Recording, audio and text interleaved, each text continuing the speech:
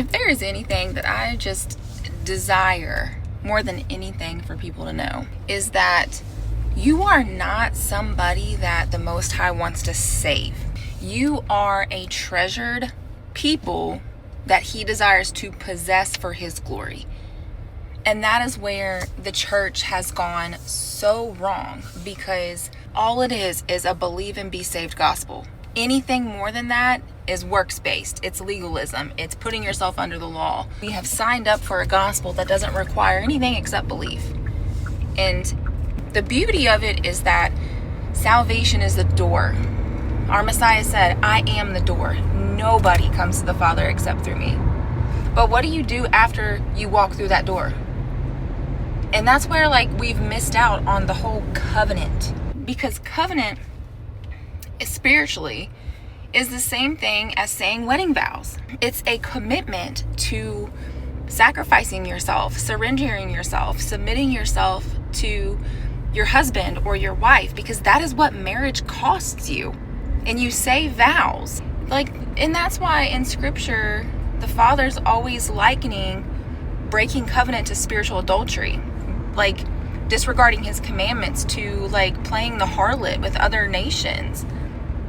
Because people didn't want to do things His way. They wanted to do things their way. They wanted to do what was right in their own eyes and not was right according to what He says in His word. And we've strayed so far from that, to the point where now all we believe is that it's just about personal salvation. That is the door that invites you into a lifestyle of covenant living. And covenant living, the vows of covenant living, is understanding how He writes the commandments on your heart.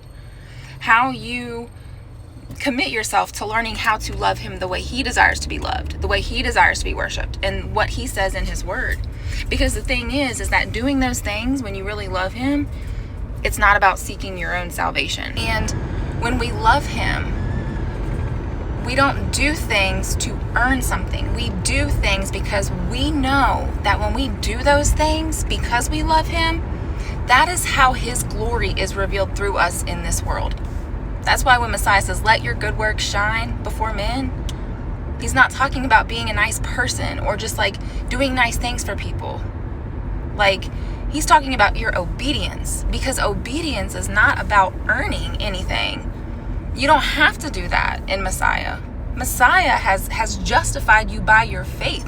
That's why James said faith without works is dead. Because faith without works, faith without obedience isn't real faith. It's just lip service.